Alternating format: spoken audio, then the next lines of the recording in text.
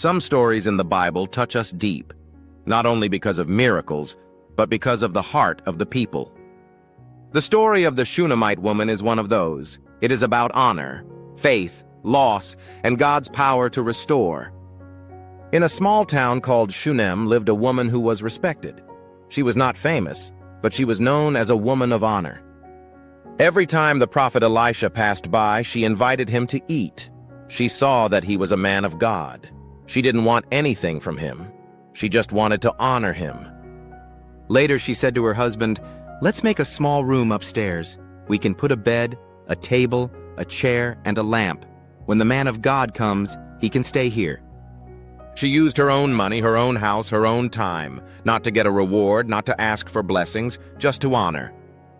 Lesson: real honor asks for nothing back. Elisha was touched. He said to his servant Gehazi, "This woman has done so much for us. What can we do for her? Should we speak to the king for her?" But she answered, "I live among my own people." She meant, "I don't need help. I am fine. I didn't do this for a reward." But Gehazi noticed, she has no son, and her husband is old. So Elisha called her and said, "About this time next year you will hold a son in your arms." She was shocked. "No, my lord, don't mislead me, man of God." She had given up on that dream long ago. But the word of God stood firm, and the next year she had a son. She never asked, but because she honored, God gave her what she thought was impossible. The boy grew. The promise of God was alive in her house. But one day, while with his father in the fields, the boy cried, "My head, my head!" A servant carried him to his mother. She held him on her lap. And at noon, the boy died, the child of promise, the miracle she never asked for, but God gave, dead in her arms. But this woman did something amazing. She carried her son to Elisha's room, the room she had built years ago out of honor. She laid him on the prophet's bed, shut the door, and left. She told her husband, "Send me a donkey and a servant. I need to go to the man of God quickly." Her husband asked, "Why today? It is not the Sabbath or a special day." But she said only this, "It is well." Her son was dead, her heart was broken, but her mouth declared faith, "It is well." She rode fast to Mount Carmel, where Elisha was. From a distance, Elisha saw her coming. He said to Gehazi, "Look, the Shunammite woman. Run to meet her and ask, 'Are you all right? Is your husband all right? Is your child all right?'" When Gehazi asked, she answered again, "It is well." She didn't confess death. She didn't complain. She saved her cry for the prophet himself. When she reached Elisha, she fell at his feet.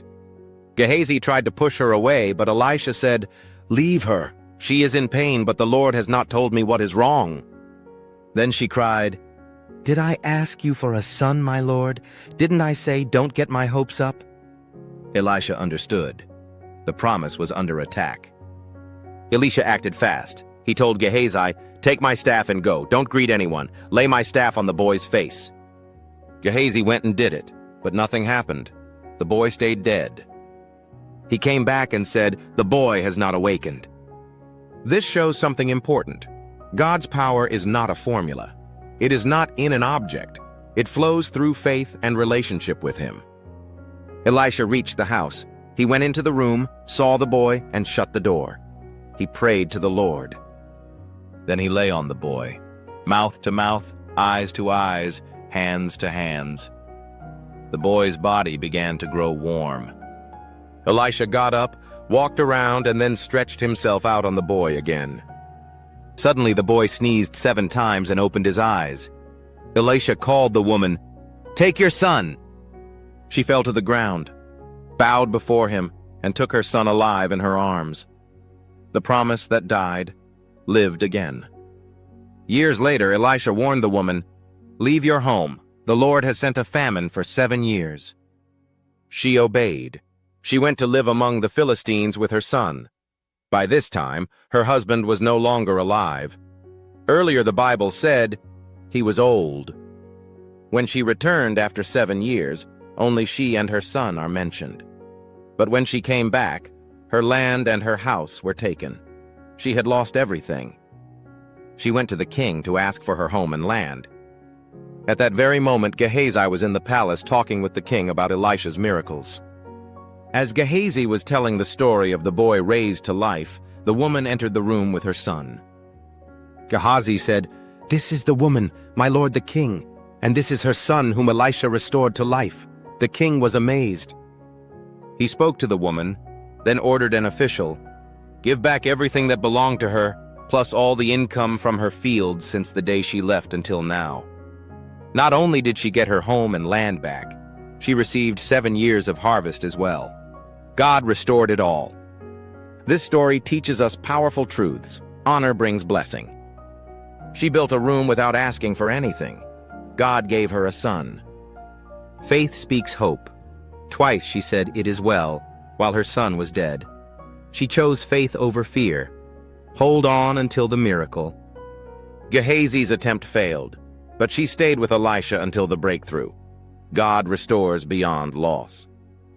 She lost everything in the famine, but God gave it all back and more. The Shunammite woman's story is not just about her. It's about us. Maybe you have a dream that died. Maybe you feel empty or forgotten. Maybe life has taken what was yours. Remember this: the same God who raised her son and restored her land is the same God today. So let her words be yours. It is well. Even when your eyes see pain, even when your heart feels broken. With God, what is dead can live again, and what is lost can be restored. If this story touched you, share it with someone who needs hope. Subscribe for more encouragement. Follow for more to rise again.